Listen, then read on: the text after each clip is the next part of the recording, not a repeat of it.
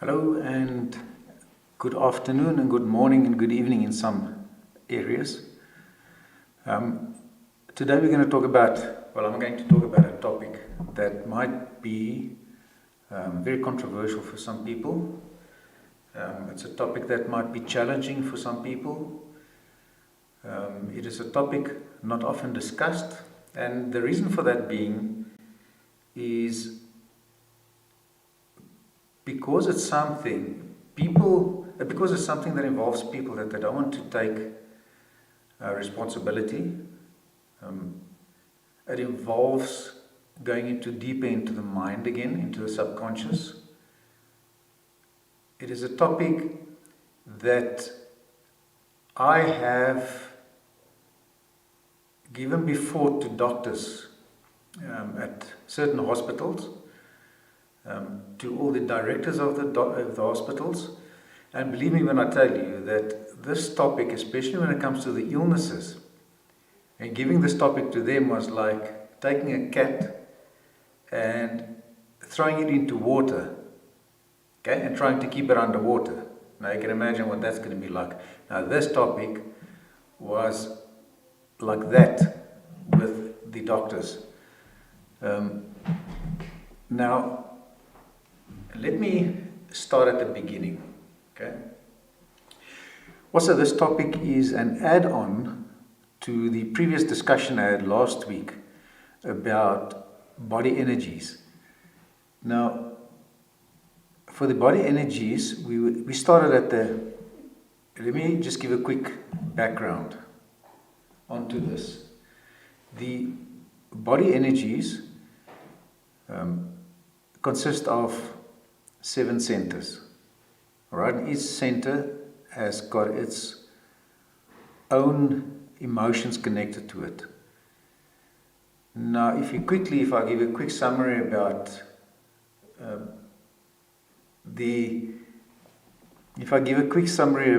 Maslow's theory. If you look at the pyramid of Maslow's theory, I'm not going to go into it again. If there is, you must just write to me and tell me, then I will go over it again maybe tomorrow, just to give a recap. But if you look at the bottom line of Maslow's theory, then that would represent the survival of the person. That is, all your needs, your financial needs, your physical needs, your hunger, thirst, etc., etc. Now, if you look at the body as a whole, for a body to function, okay, you can take an analogy, like the body is like a furnace, right? It needs substance to burn, to keep that furnace going. Now, what do you need to keep a thing burning? You need a material, so you need your substances that burns, your fuel, and you need air. Now, the substance and the air of the body is what you'd call your food, and obviously your breathing, the way that you breathe is vitally important to burn that fuel. So if you look at that's why it's very vitally important to exercise. And one of the best forms of exercising as well, you can get your resistance exercising, or you can get cardio. But one of the best forms of exercising is that assists with breathing is yoga. So if you nourish your body properly, if you eat correctly, and you breathe correctly, it's going to have so much benefits to the body. But when that is out of balance, okay, when there's malnutrition, what happens? It causes illnesses. Now, one of the basic parts of the survival of all of this is to nourish ourselves. Without nourishment, the whole body system will collapse. Now, if you take what we spoke about, fear, last Friday, you remember that I said to you that people with abandonment issues will have difficulty finding proper nourishment for the bodies, which with the people with fear and abandonment issues, it leads to eating disorders, and all eating disorders all related to the first center. Okay? The eating disorders can be overeating, and people overeat when they feel lonely, or people starving themselves.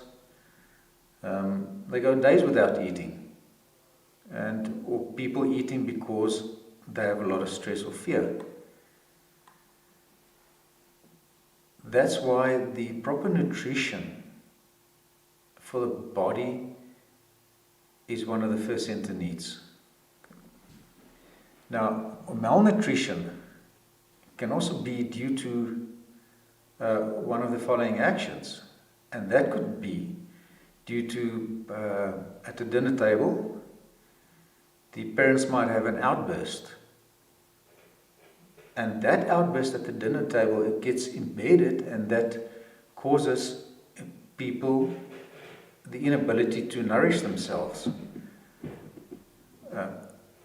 Another is some children were prevented from eating while the brothers and sisters of that child was allowed to enjoy the meal at the table.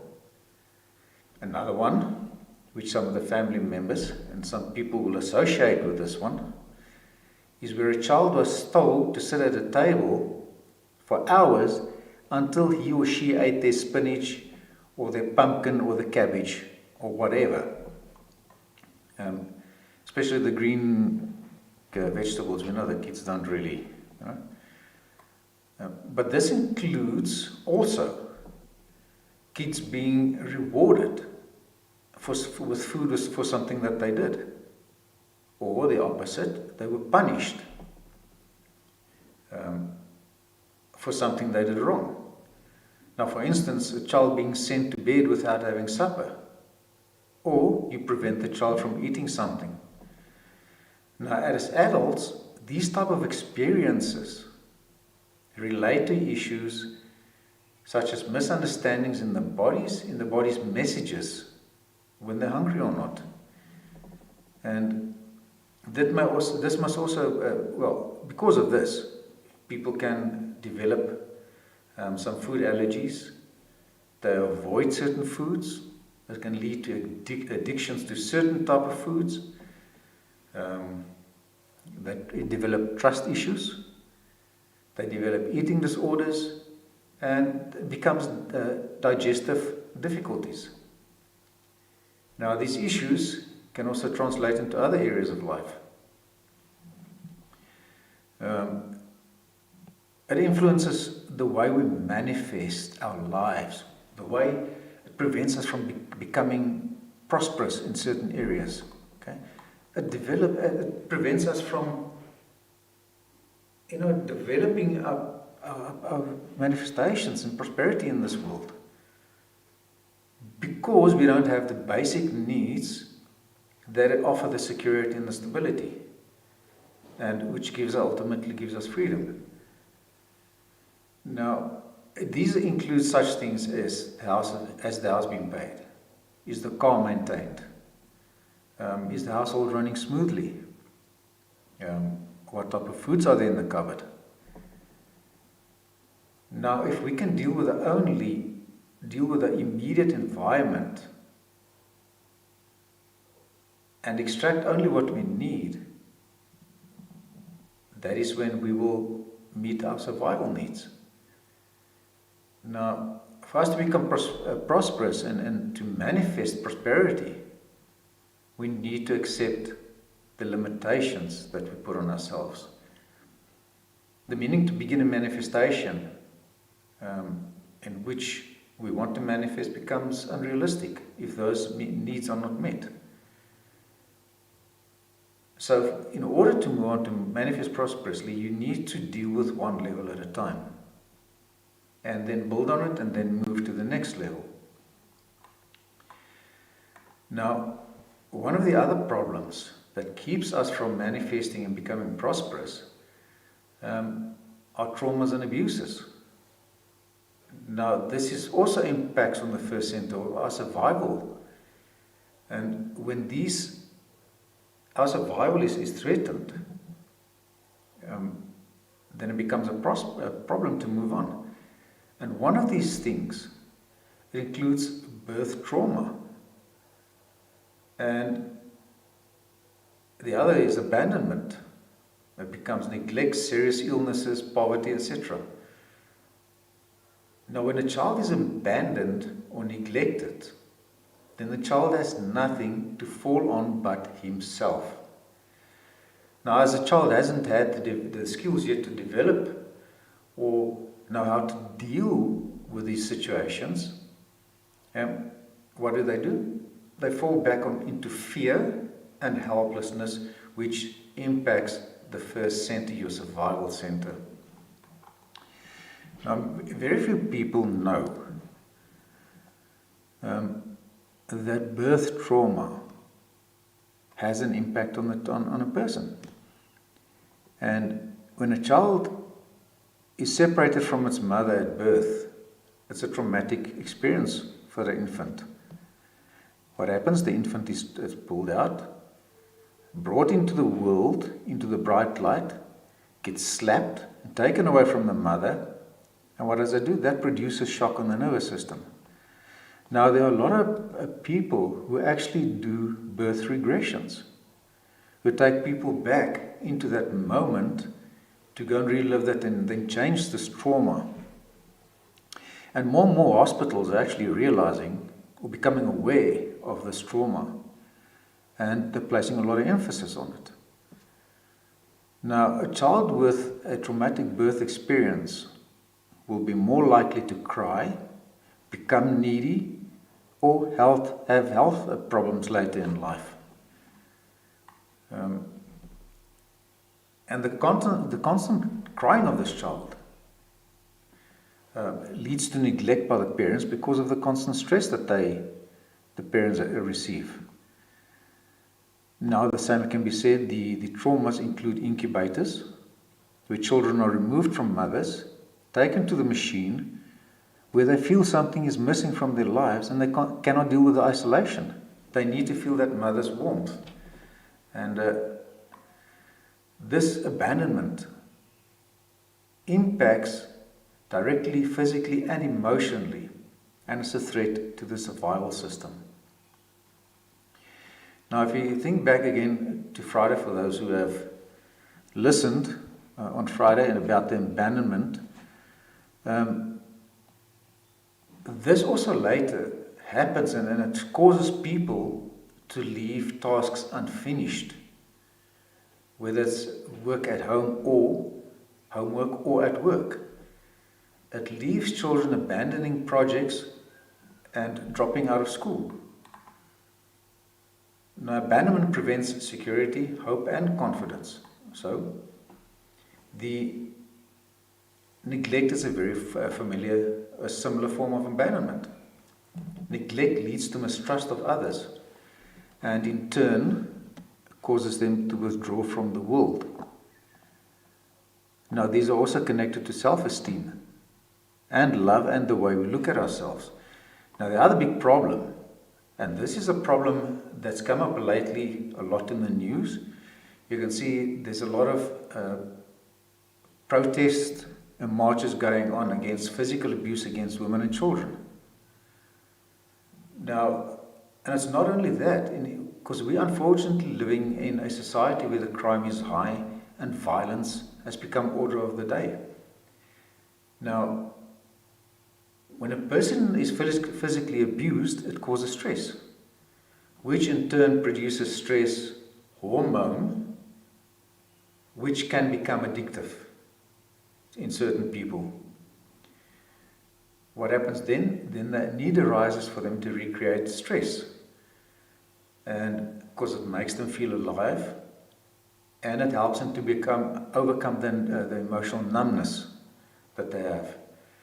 So dealing with physical abuse impacts on all centers, and it becomes a difficulty in surrendering. People have difficulty in surrendering to feelings, self-esteem, relationships, communication, and clear thinking.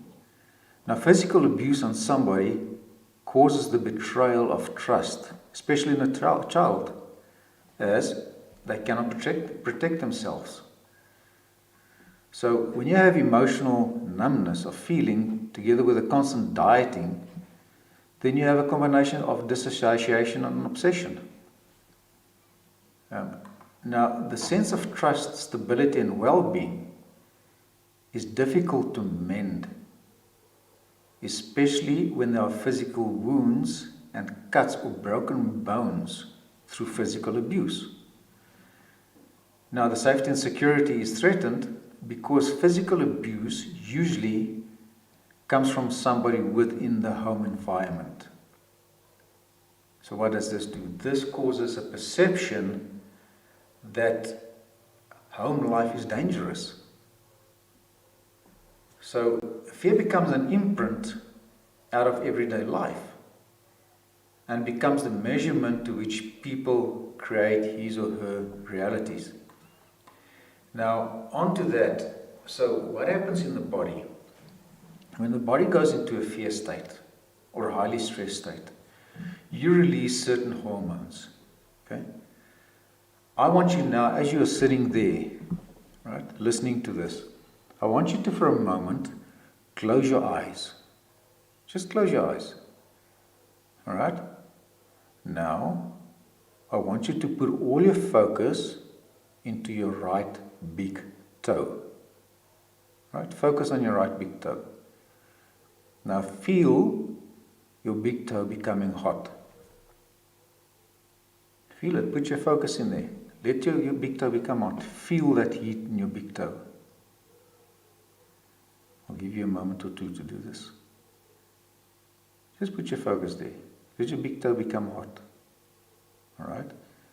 Now, change the feeling of heat to a tingling feeling. Let your big toe tingle. Let that tingling sensation go into your big toe. Okay?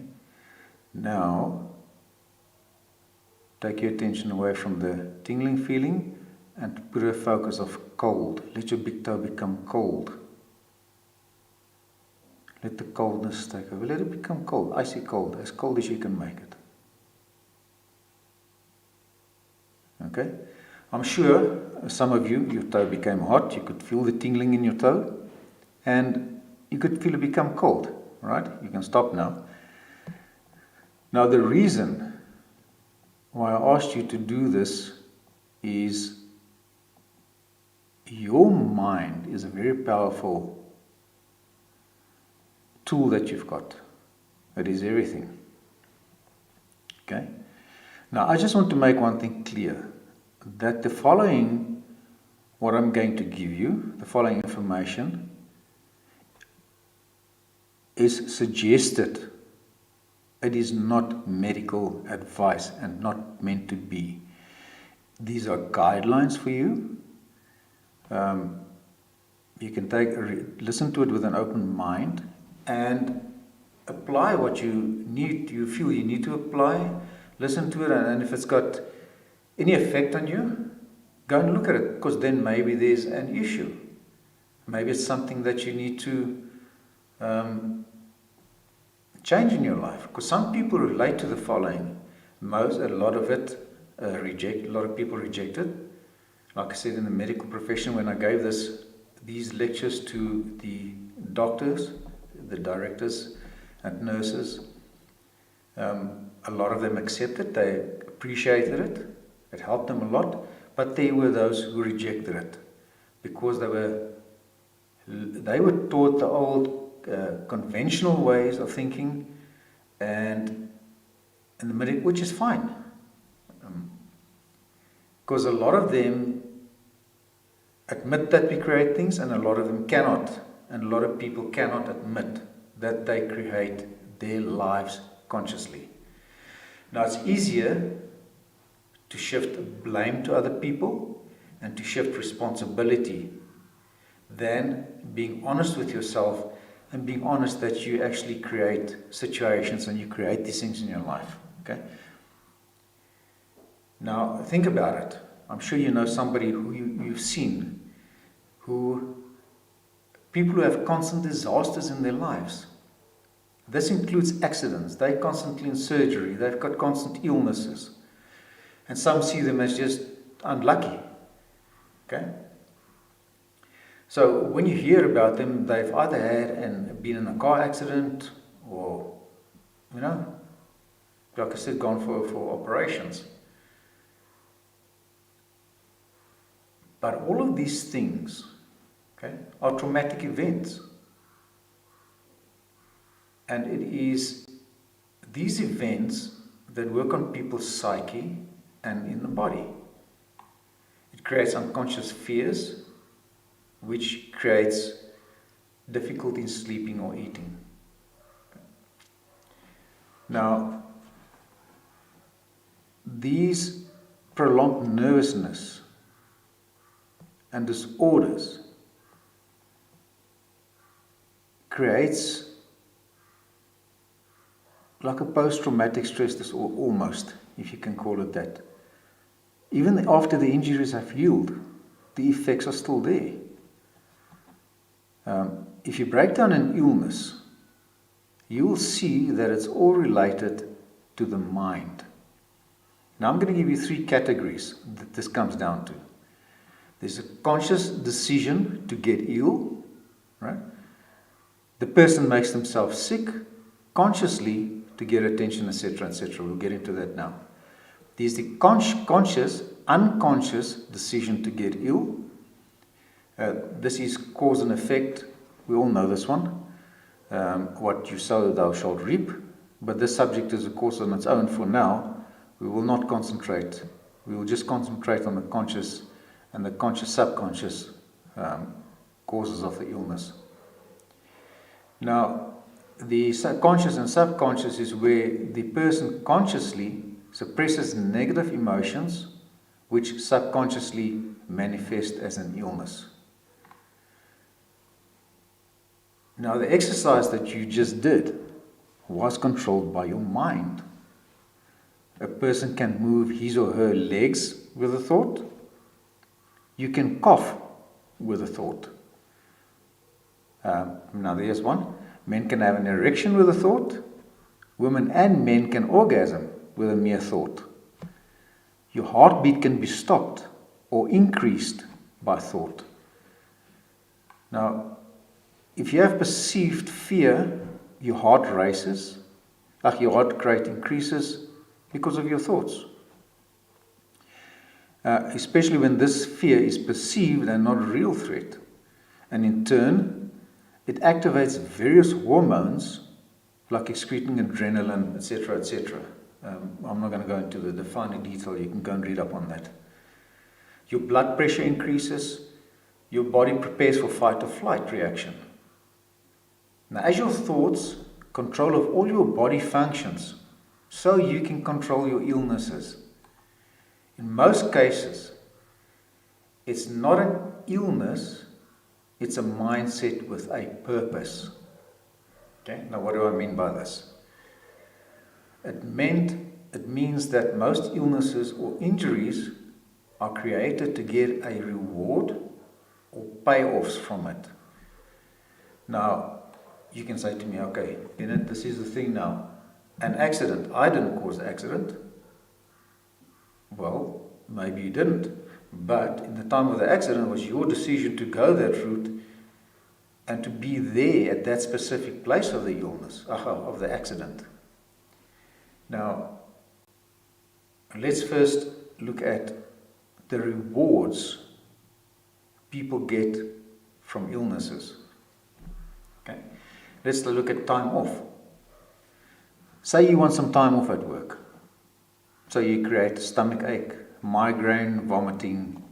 You believe yourself to be ill. You know, if you believe yourself that you are ill, other people will believe it even more. So you make yourself ill.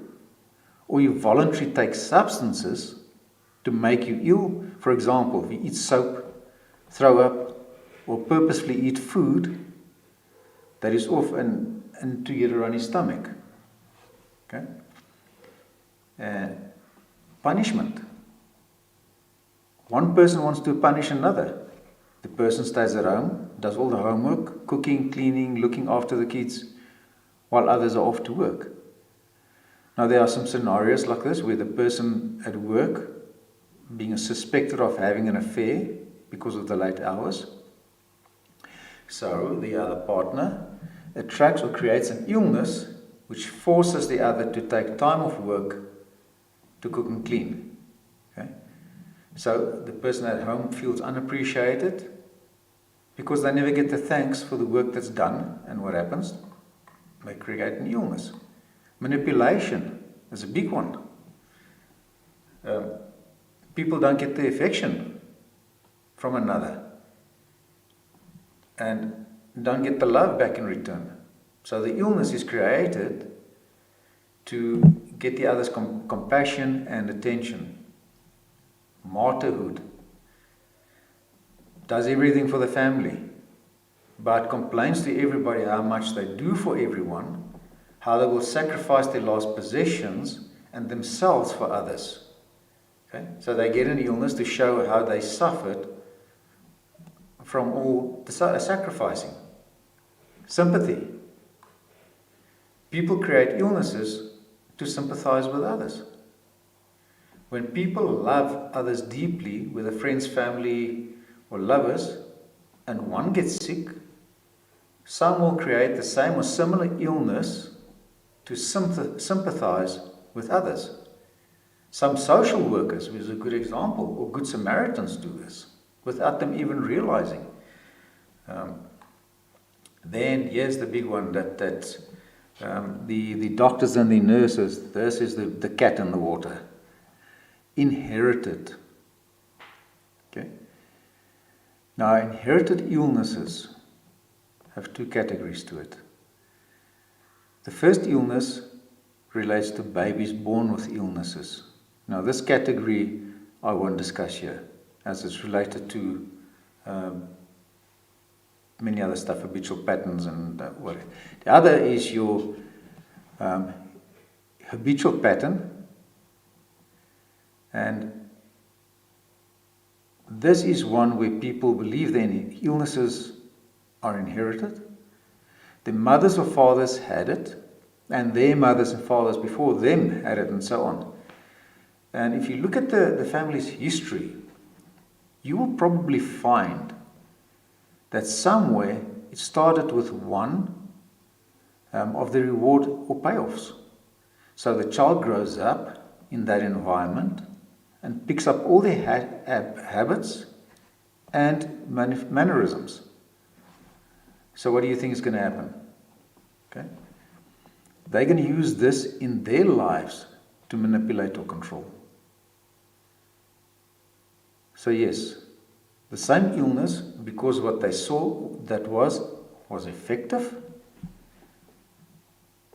So they must probably, or they were punished through the illness and suffered the abuse or punishment because of it.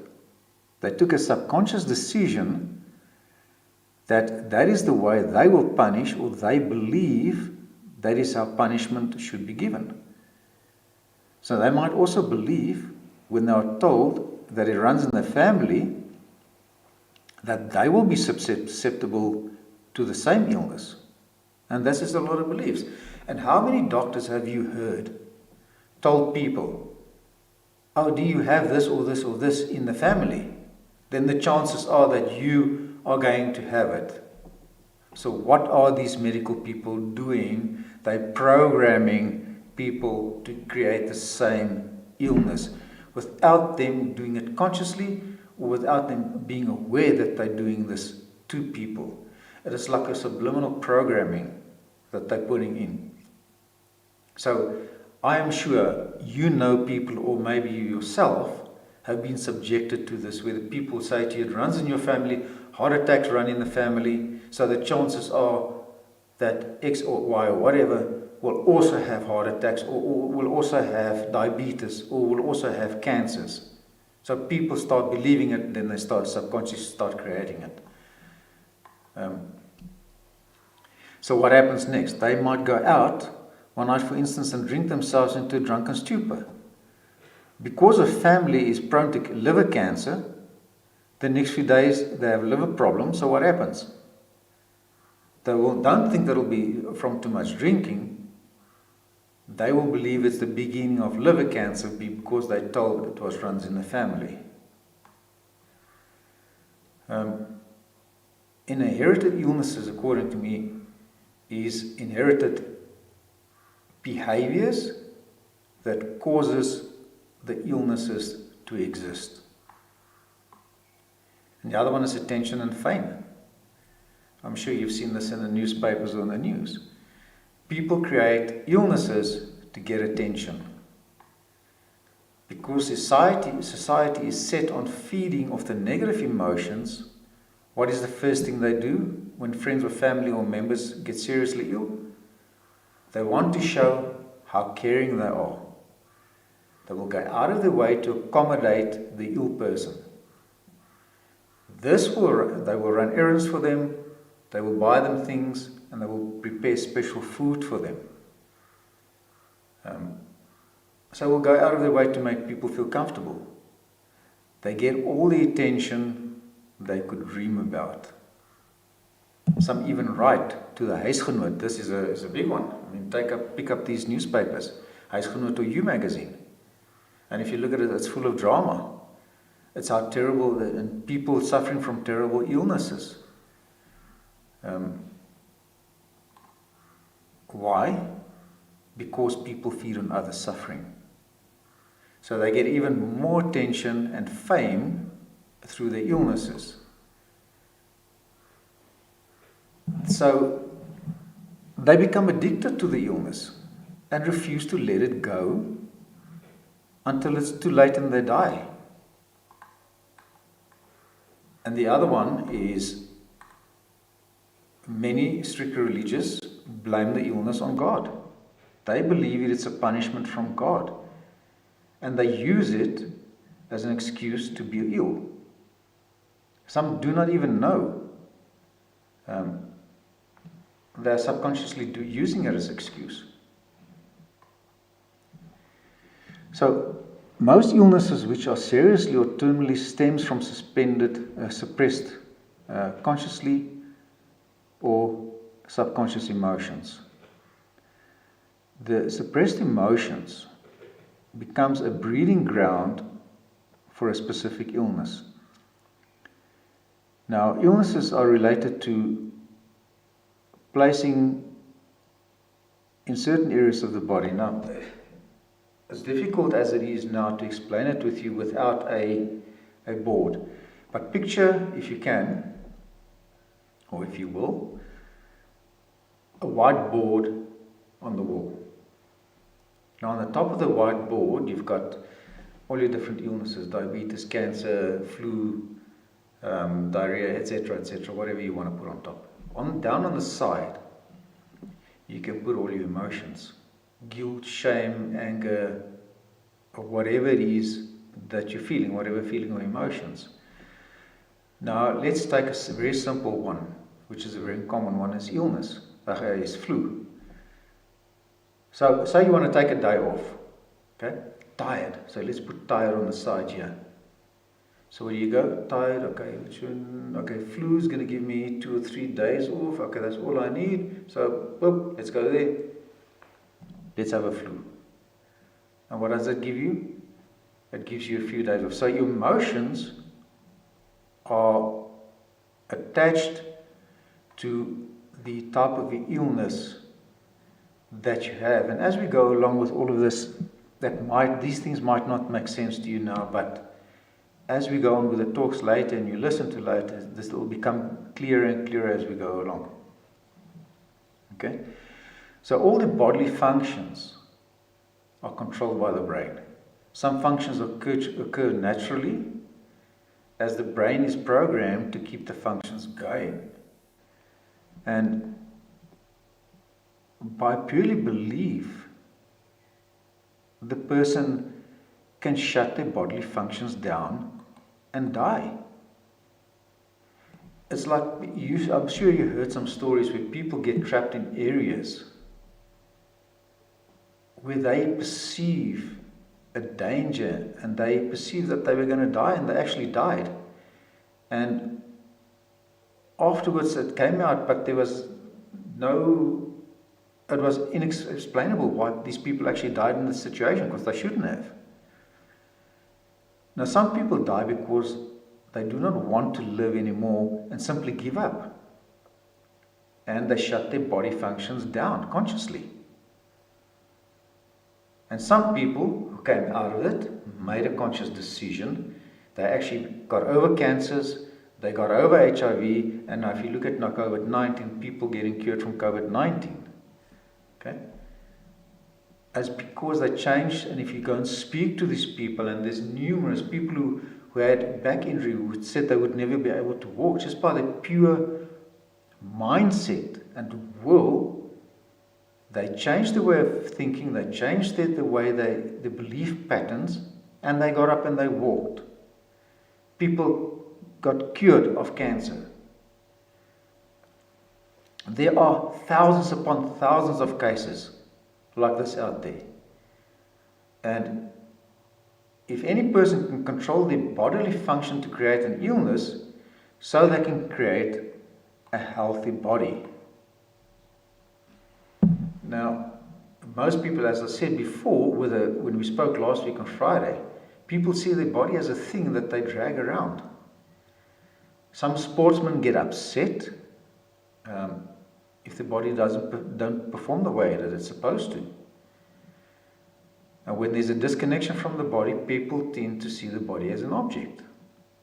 People forget that the bodies are a living part, and it's not a thing to drag around. It is not a thing to be controlled and maintained, but it's a part of you as a person. It's a part of your whole.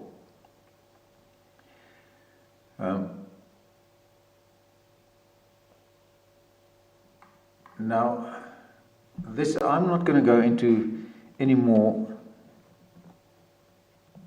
detail on the subject, as it's a very vast subject. And what I gave you today is just some basic information for you to go and think about. And if you do have any question, please feel free to ask me. And if there's anything unclear, we can discuss it. So if you do have any questions, you can type now and we can have a chat about it and have a good discussion about it. But that is basically all. And tomorrow, I want to go into we're going to go and look at sex addictions. We're going to go into your emotion center number 2, which is a lot to do with power, gay rights, your letting go, pleasure and fun, going to emotion needs, going to desires, and we're going to the shadow part of a person, and then going to deal with a big issue, and that's anger. And so please tune in tomorrow, and we will go into anger in detail, because I'm sure this is an emotion that affects everybody. So if there aren't any other questions, thank you for watching. Have a blessed day, and I will speak to you tomorrow.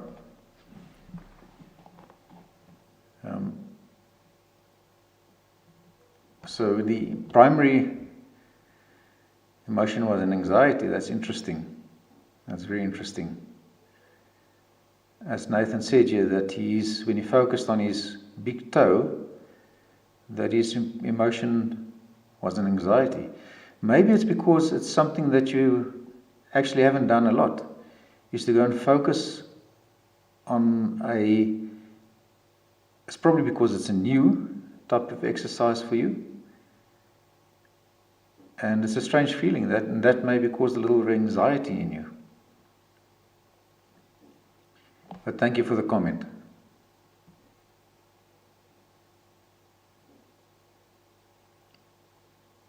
And I know this topic is very controversial for some people because it's something new, and people don't actually believe, even after all of this, that your mind is so powerful that people don't realize the power that they sit with.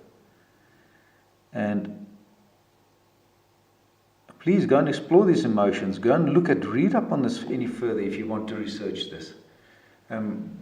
This is why I'm telling you all these things, so people can start question your own questions. Look at life differently.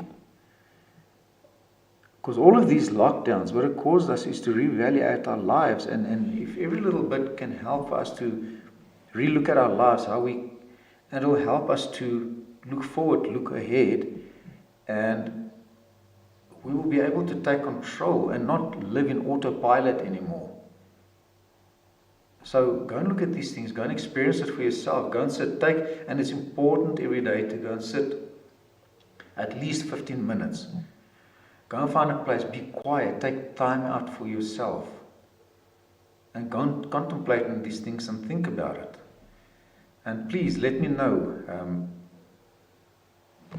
You can go onto my YouTube channel as well, Nicholas Bennett van der Gryp, and you'll find the recordings. Listen to the recordings, especially now. Listen to the number 1, marked from 1 to 7. Go and listen to 1. Go and listen to it for at least a week, and then move on to number 2, because tomorrow we're going to start dealing with Emotion Center number 2. So you'll listen to recording number 2, but for today at least, go and take recording number 1, listen to it, because the wording is built in. It'll help you to shift.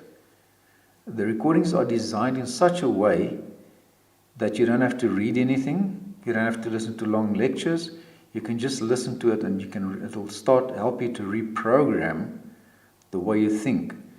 So please feel free, download it, share it, but listen to it. It'll really help you. And as I said before, thank you very much for watching, and please tune in tomorrow and let's have a discussion. And if there's any questions that you might have now, you can ask me tomorrow, and we can recap and we can go over it and discuss it. So as for me, goodbye.